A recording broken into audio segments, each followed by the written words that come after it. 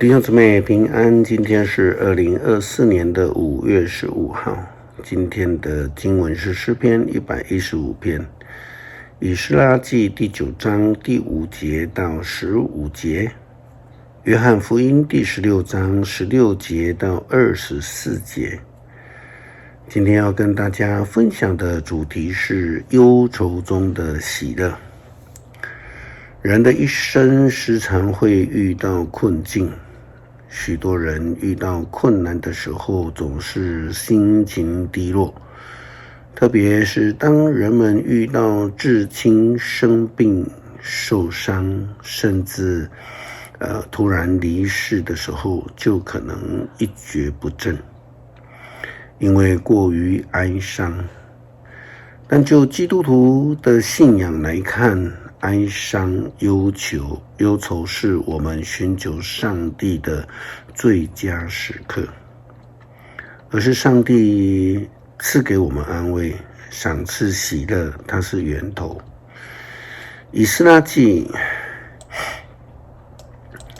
第9章第5节到15节经文，先知这样说道：现晚祭的时候，我从忧伤中起来，仍然穿着撕破的衣服，我跪下，伸出双手，向上主我的上帝祷告。我说：上帝啊，我真惭愧羞耻，不敢在你的面前抬起头来。我们的罪恶灭顶，罪过滔天，从我们祖先的时代一直到现在，我们的罪孽深重。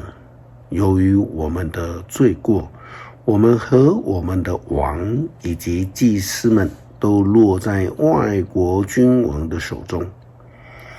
我们被屠杀、掠夺，像囚犯一样被抢走，受尽侮辱，到今天还是这样。上主我们的上帝啊，你曾赐恩给我们，使我们一些残存之民暂时逃脱了奴役，安全地住在这神圣的地方。你使我们重见光明，脱离束缚，给我们一线生机。我们原是奴隶，但你没有让我们一直做奴隶。你使波斯的皇帝们善待我们，准许我们生存，并且能重建那毁坏了的圣殿，使我们在犹大和耶路撒冷找到安全。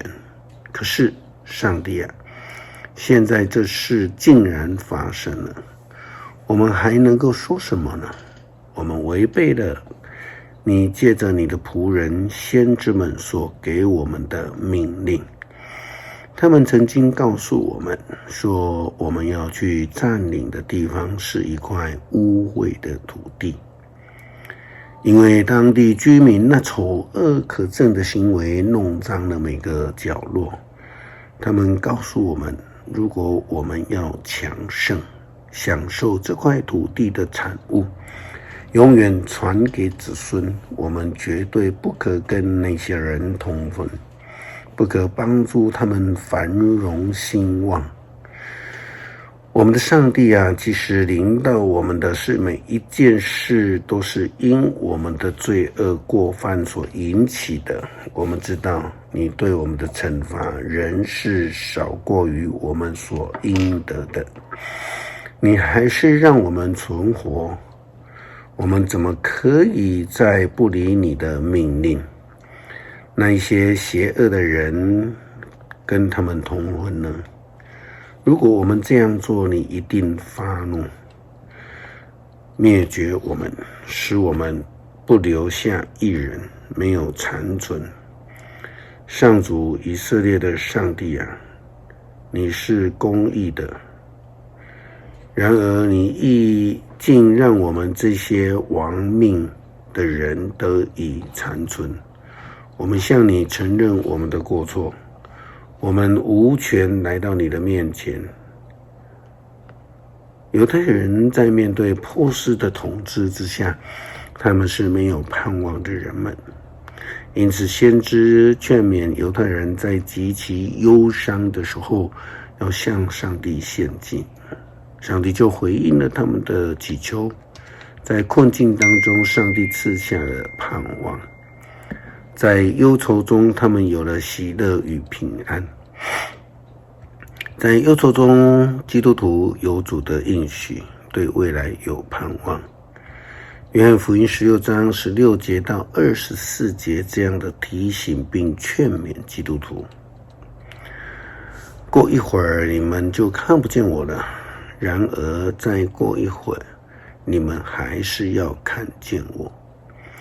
门徒中有几个人彼此说，他告诉我们，过一会儿你们就看不见我了，然而再过一会儿你们还要再看见我。又说，因为我要在父的那里去。这些话是什么意思呢？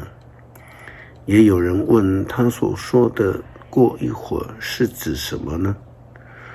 我们不晓得他在说些什么。耶稣知道他们想问的，就对他们说，我说过一会儿你们看不见我了，然而再过一会儿你们还要再看见我。你们彼此在讨论这句话吗？我郑重地告诉你们，你们要痛哭哀嚎，世人却要欢乐。你们要忧愁，可是你们的忧愁将变成喜乐。女人快要生产的时候忧愁，因为受苦的时刻到了。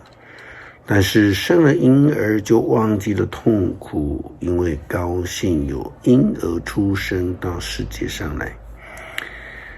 你们也是这样，现在你们有忧愁，但是我要再见到你们，你们的心里就会充满喜乐。你们的喜乐是没有人能够夺走的。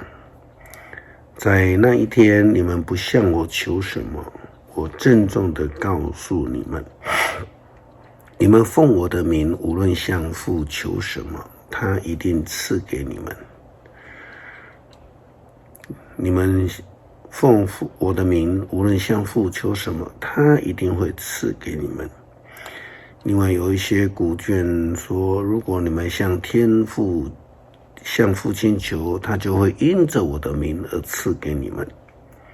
直到现在，你们并没有奉我的名求过什么，你们求就得到，好让你们的喜乐满意。就如同大卫一样，在诗篇23篇他所表述的，上帝的保守是陪伴着我们走过死荫幽谷的恩典与保守，在经历了忧愁后，便是喜乐在等待着我们。